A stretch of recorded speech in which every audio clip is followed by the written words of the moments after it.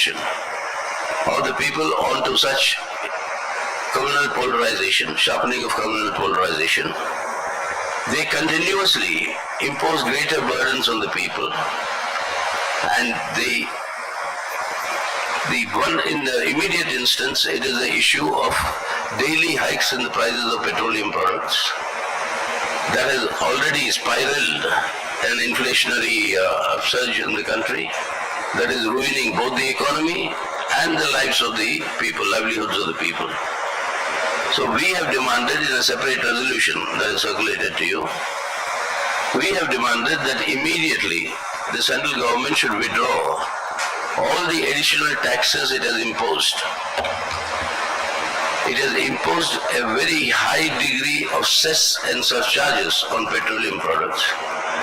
Now, cess and surcharges are categories that are not shareable with the state governments. So the entire revenue goes purely to the central government. And because of this hike, these hikes, the prices of petroleum products are high, much beyond the rising international crude prices. So we are asking for the withdrawal of the cess and surcharges, these additional taxes. And for resource mobilization, we say you tax the rich, you have a super rich tax when you consider that, instead of giving corporate concessions that they continue to give. Even in the pandemic year, last year, they gave a corporate tax concession of 8%. And they collect their revenue through these hikes in petroleum prices from the people. That is, benefit the rich and squeeze the people with higher prices for your revenue. That is not acceptable. So withdraw these additional taxes and reduce the prices of petroleum products. That is the concrete demand that has been made through this resolution, which is circulated to you. We are happy and very, respectfully we acknowledge the fact that 40 international communist and workers' parties have sent their greetings, fraternal greetings of solidarity to this party congress. The list has been enclosed, that is circulated to you. And to all these parties, we express our grateful, not merely thanks, but our revolutionary salutes.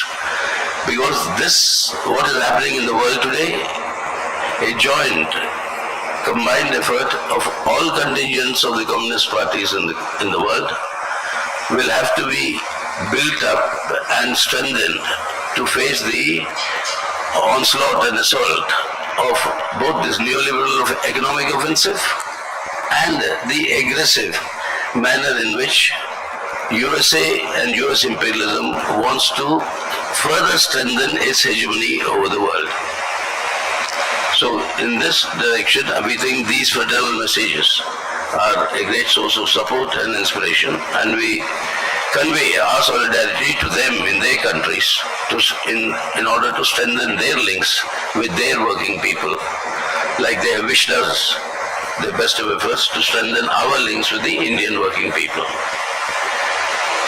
So this, in sum and short, I'm not going into the gist of our draft political resolution, because that you heard and reported yesterday, that all of you know. And so now, I'd rather be brief, so you please...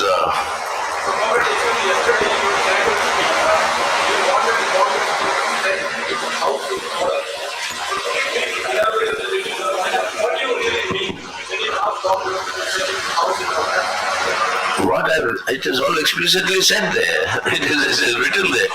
What I had said is the challenge of Hindutva, the challenge of this sharpening communal polarization, and the defense of India's secular democratic character can only be done through an uncompromising commitment to secularism. Any prevarication or any compromising approach will only lead to strengthening them further, and that will also lead to danger for the parties who are taking such compromising, prevaricating positions, that their own people will start shifting towards the BJP. That I have said in my speech yesterday, in written form, as experience has shown. So that is what all these parties have to set their houses in order. They have to be clear how they are going to combat these forces. We are saying our experience shows it has to be an uncompromising commitment to secularism. As we in practice are showing where we are in government in Kerala, our uncompromising commitment to secularism. So it's in that way they have to put their house in order.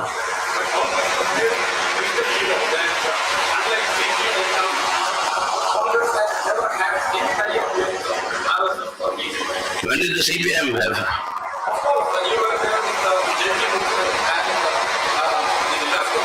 I'm sorry, JP movement, we did not join the JP movement. We gave...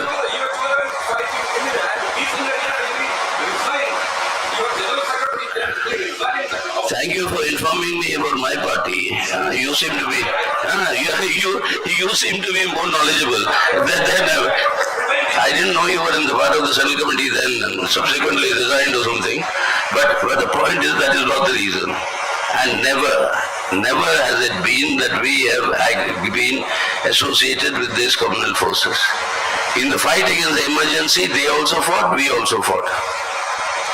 If you follow your own history, you will also know when VP Singh became the Prime Minister, a combination was worked out called the National Front, Left Front. National Front was why we did not join, because the BJP was present. Why was it that VP Singh had to be supported from one side by the left and one side by the BJP? Because the left said we will not support you if BJP joins your government. Till date, you can ask Mr. Advani, he still, I'm sure, remembers those days. There used to be weekly dinners that the Prime Minister VP Singh would have, once with the left leaders, once with the BJP leaders. Such is the history, and please, for heaven's sake, we all know, I mean, we don't have, I don't want to name the Congress leaders who have gone to the BJP now. The Congress is such a great party of commitment, never went with the thought of the leaders leaving and joining BJP. Tell me, you know more about them, or about me. Why are the leaders of the Congress leaving the Congress and going to the BJP? We don't.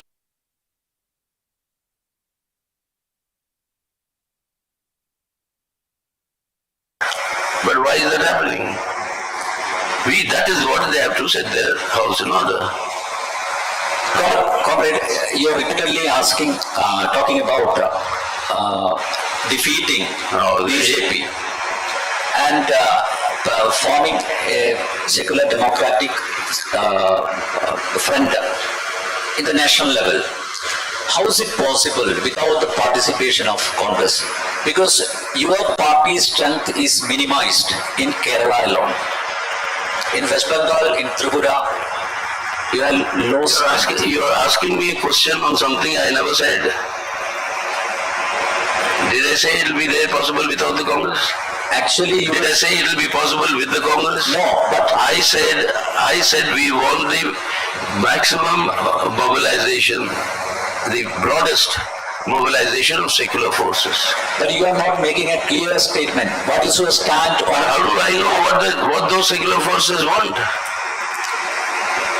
Why you are not inviting Congress wholeheartedly? Because we have invited and they have refused in Kerala.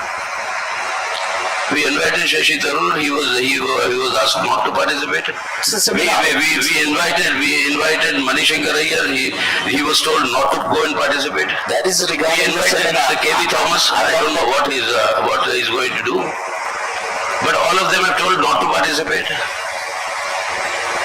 So when we invite and they refuse to participate, your charge is why am I not inviting? No. It makes any sense? My question is not regarding the seminar. Into this front, why you are not welcoming Congress? Why you are not making a clear statement? Yes, today's seminar is on secularism. This front is for fighting for secularism. If on a seminar on secularism they refuse to attend, what does that mean?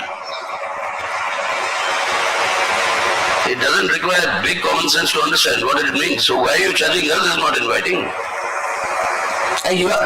This front is for safeguarding secularism. On secularism, they say they don't want to come. Then what do we say? You're talking about Hindutva agenda should be defeated, and at the same time you are appeasing minority. I'm sorry? On the one hand, you are talking about the Hindutva agenda should be defeated, and on the other hand, your party is appeasing minority. Who told you? Yeah, that is happening in Kerala. Who told you? Yeah. Why didn't you read? Everybody knows that, comrade. I think we'll make available an audio version of our resolution. That will make it clear what our stand on the minority fundamentalism is. I don't think you have time to read it, but we'll try and provide you an audio version.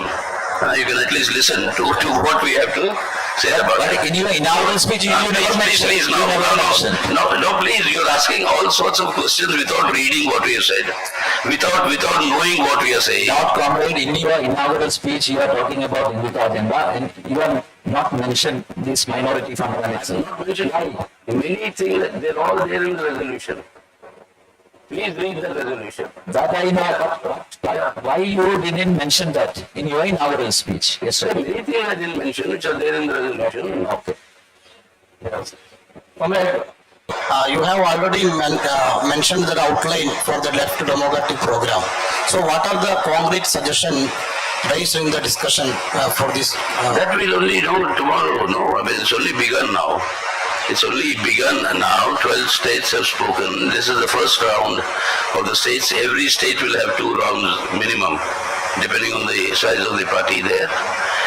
So we'll know this is just the beginning, so we can't really tell you the outline. And secondly, what we are discussing is discussing inside the party congress. We'll let you know the outcome of it. But you are arguing for the left. So your next question would be, why don't you allow me to attend your congress? No, please to heaven's sake, leave some privacy to us also. No? Yeah. You are arguing for the left unity, but in Kerala, RSP and Corpo Bloc is not part of the LDF. And already you mentioned that EPR, that the CPI-ML is another position taking in the Bengal. So how can the left unity be possible? That is why we are appealing. That is why we have said in a political resolution, we say that we'll have to patiently work out and iron out these differences. And left unity is important. We have to work towards that. It's specifically return on interest. Sivaram, yesterday we were talking about the uncompromising commitment to secularism, particularly the way the government of Kerala is committed. But yesterday we listened to the welcome speech. There was not a mention of the challenge posed by RSS and BJP, number one. What posed by? Challenge posed by? Yeah, the challenge or rather the threat posed by BJP and RSS. There was not a mention of that challenge in the welcome speech. And secondly, even when there are references on attack on federalism, there was no mention on who was doing it, that the Modi government was doing it. There was no mention. And how do you interpret this? Can we consider it as a compromise? Not at all. You see, he is a member of the Politburo, the Chief Minister. I, as the General Secretary, am placing the political resolution, which is also his party to it. He is a member of the Politburo. And that political resolution tells you in clearest terms who is responsible. Who is responsible for doing all these things, etc. So there is a division of labor. As a reception committee chairman, he is welcoming. He is not outlining the overall political line. No, I think you are constrained to say certain things because this was a welcome speech of the party congress. And the main challenge you yourself mentioned. Welcome speech is given by the reception of the organizing committee chairman. He welcomes the delegates. He doesn't give you the political line. That is given by the General Secretary and the... No, it's not like that. Because he mentioned so many things, a brief history of Kerala's politics plus the Silver Line project. So many things he mentioned. As Chief Minister, most of it is about Kerala and Kerala project. Again, there's no... This thing I can't only appeal to your common sense that you understand there's a division of labor. He's talking about Kerala projects, etc. and he's welcoming all of us. I'm talking about what is the party's all India line. the division of labor very clearly. And so you now try to seek a contradiction in it. In the last few days, the two PBMs have made some statements about China, Manik Sarkar and Brinda Karat, on China that China is not occupying any land in any country and sitting on it. Is it the party's official position? It is the Prime Minister of India, Mr. Narendra Modi's official position. It is his official position, and we have said that Mr. Narendra Modi and this government has said they want to resolve differences with China through diplomatic and military level talks. So we said we'll fully support you. And if the Prime Minister of the country tells you there is no inclusion, then whom should I believe? I think I believe him more than you know. So that is, what can I do? So he is the head of the government, and that's what the country and the government are saying. You earlier told that the Silver Line project is only in the initial stages. Only in the Initial stage. But yesterday in the welcome speech, Chief Minister Mr. Pinarayi Vijayan strongly pitched for it and said that the state government is going forward. There is nothing for that project. Is there a contradiction? No, there is nothing contradictory in saying that the state government is determined to go ahead with it, and that being at the initial stage. How can it be contradictory? You said there is no details available. So how can you go forward with the project? He's talking of the In that state government's desire to do that. Go ahead with it.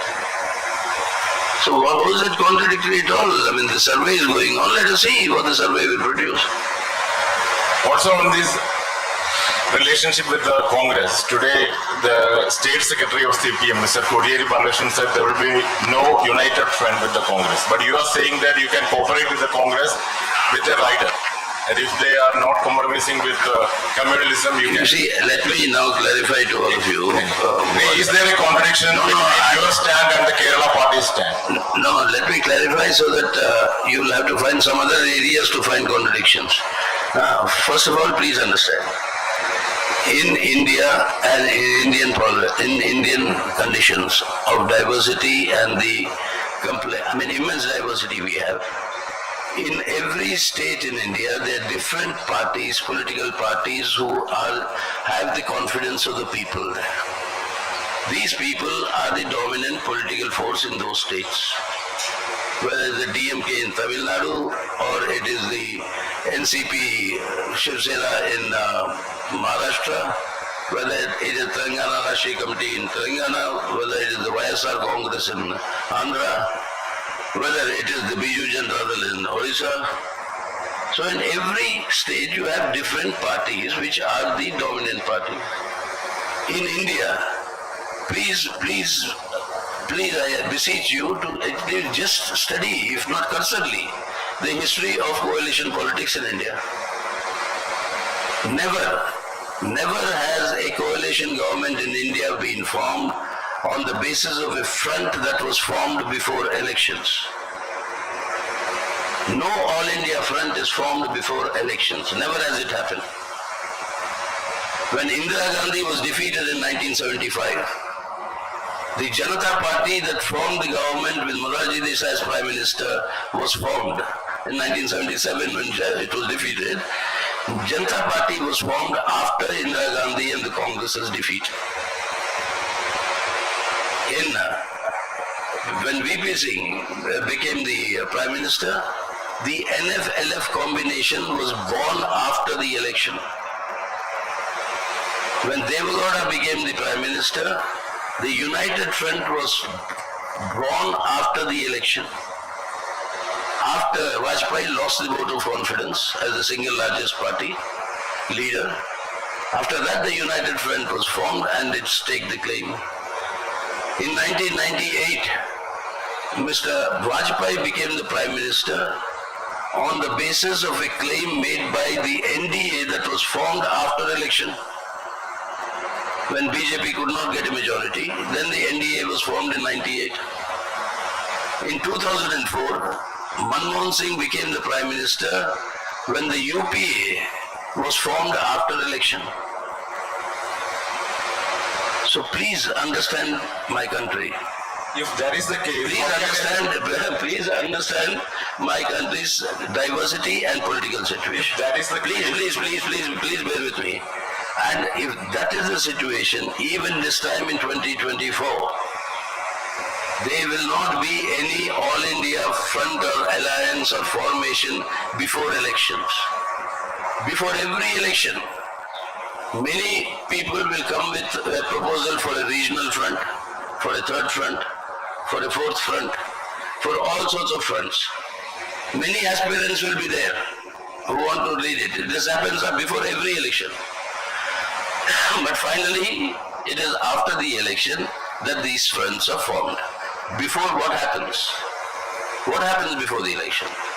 Before the elections in every state. That is what our electoral tactics we worked out in our resolution. In every state, the effort would be for the broadest mobilization of secular forces to maximize the pooling of the anti-BJP vote. To maximize the pooling of the anti-BJP vote, depending on the concrete situation in each state, whatever maximum possible, the broadest possible, that's why we use the word possible, the broadest possible mobilization of secular forces to defeat the BJP. So once in state levels these are worked out, like it happened in Tamil Nadu, like it happened in Assam, like it happened in various states that went to polls recently, happened in Bihar, it happened in UP, in various places where it has happened, and on that basis the national picture will emerge. So please don't jump the gun, so to speak, or wait till you cross the bridge when you come to that. That beforehand you say, will be so-and-so be there in the front, will so-and-so be there, not be there in the front. What will be there, who will be there, how it will come will be all post-election. No. The There was question, no Congress-led any front in 2004. It emerged after election with the UPA. So you understand, that's why I'm saying, appealing to all of you, please understand my country in which I am doing politics. So this is what my country and its diversity and its experience is. but the question is, who is jumping the gun? If the formation is after the elections, how can the state secretary declare now that there won't be any united front with the Naturally, Congress? he is declaring now there won't be any. Don't know. Now there won't be any, he is declaring now. So regarding the Chinese incursion, regarding the Chinese incursion, what is the clear? That you asked Mr. K.V. Thomas, I think he's declared something today. He's coming. So we have as I told you, we invited them on secularism, on federalism, on safeguarding Indian constitution. Now, we invited them. If they don't refuse to come, then what should I understand? The party president of Kerala Congress given a warning statement to Mr. K.V. Thomas. If he participates in the CPM floor, he will attend the floor, then he will be evicted. What is your response? Well, it's up to them. We have invited. What they will decide is they will decide. And what Mr. Thomas will do or what the Congress will do is their decision. I can't say anything. We are committed to safeguarding the Indian Constitution, Indian Secular Democratic Republic. Secularism, federalism and the safeguarding of the Constitution are important things to be done. We want the maximum unity of all Indian patriots. I'm sorry? I don't know what they'll do. It's up to them. Let us see. Yes. Yeah. The Communist Party of Russia has sent its greetings to the Congress, but the Communist Party of Ukraine or any leftist left party from Ukraine is conspicuous by absence. About the Ukraine war. Yeah. So, is there any specific discussion that has taken place between the CPM and the Russian party? No, it's their opinion. They have given their opinion. They are entitled to. If somebody gives their opinion and some communist party from a country which has good relations with India, good relations with the present government, I'll still say we want to oust the Modi government. Nothing will stop me from saying that, and I'll still do it. So that is it. So they have given on the basis of their conditions. But the message of fraternal greetings is as a communist fraternity. Fraternal greetings. Okay. Yesterday in the inaugural session, Huh? here. Yesterday in the inaugural session, you were asking to the Modi government, the government must withdraw from the Quad project. But at the same time, the Kerala government asking loan from the Japan. Japan is part of Quad. Kerala government is what? Kerala government is asking loan from the Japan government for this silver line project. At the same time, you have mentioned, you have asked. Even before the Quad is formed, Japan has given you loans? Oh no. Has Japan given any loans and economic assistance to India before the Quad was formed? It has. Even after the Quad is dissolved, it can. So what is the relationship with that and this? But it is the contrary to the party policy regarding the foreign No, how? That's what I was trying to explain. Well, you were given today, announced today, an aid to Sri Lanka. You announced it to Bangladesh. Bangladesh has gone and joined the Chinese Belt and Road Initiative. Is a contradiction. Will you withdraw your aid to Bangladesh? Why are you asking such questions? I mean, these are not, students' union politics. No, I mean, these are all the relations between countries, and these things happen irrespective of whether you're part of any alliance or not. No. Okay, can we conclude? Yes, last one. On? Yes, KRL project is not a part of the All India Draft Political Resolution.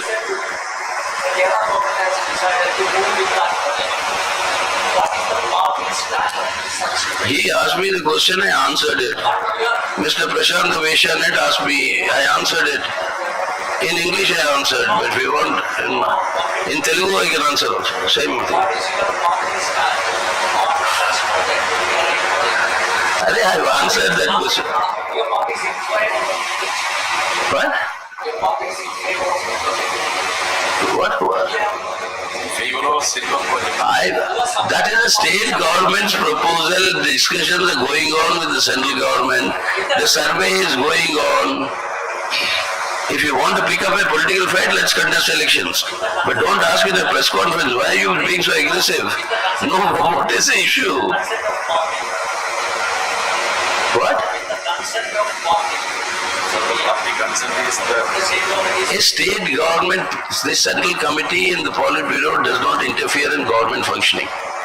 Unlike, will you allow me to speak or will you go on? I mean, you seem to, are you a commentator? Cricket commentator? You keep talking non-stop. You allow me to answer. So, I mean, the point is that it's a governmental project and the party does not interfere. When any issue comes, when it's referred to the party, then we'll give our opinion. Right now, it's an issue between the centre and the state governments. It is an issue or a survey is going on. So let that process be over, then we'll know what is the situation.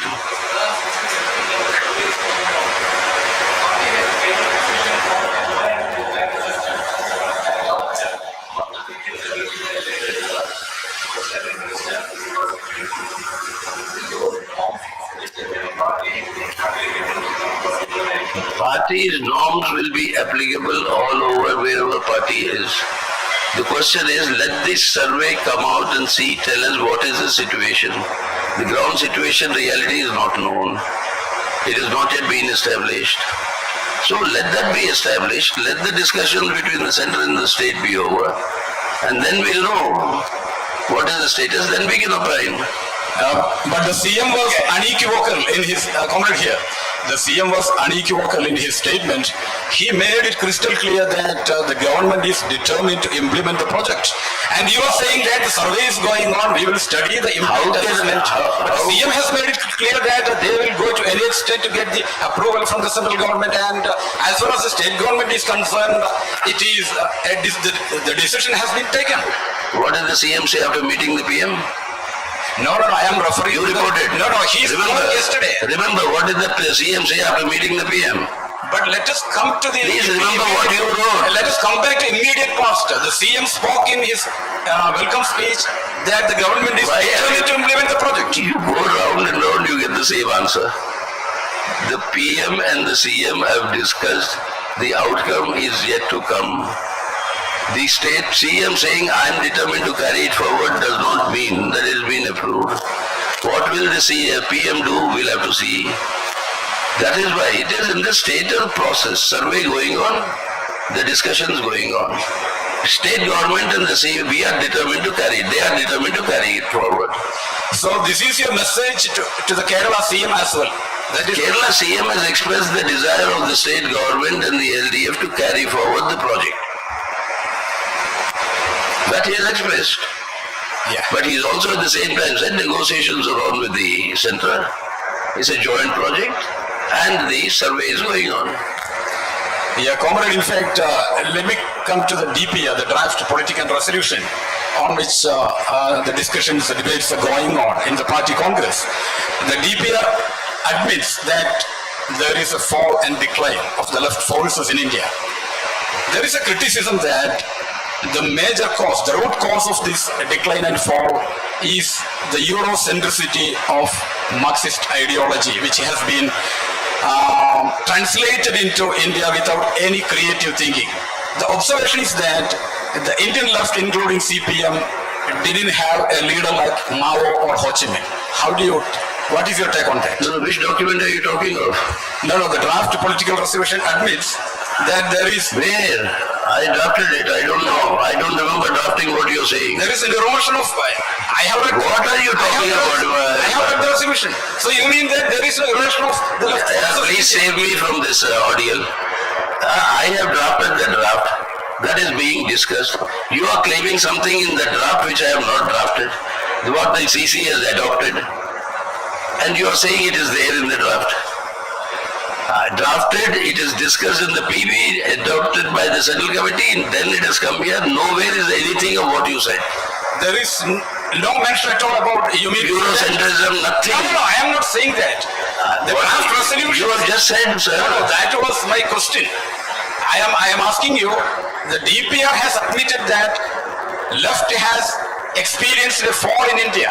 So my question is the major cause of this, is the root cause of this, is the Eurocentricity of the Marxian ideology?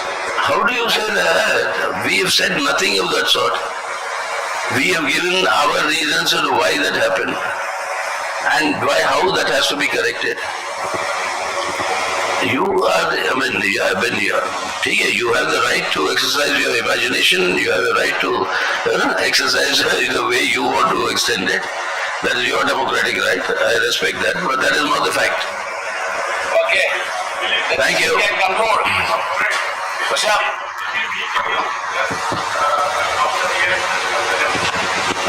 Wow. That is still 3 more days, 4 more days. We'll always keep meeting. Don't worry about that.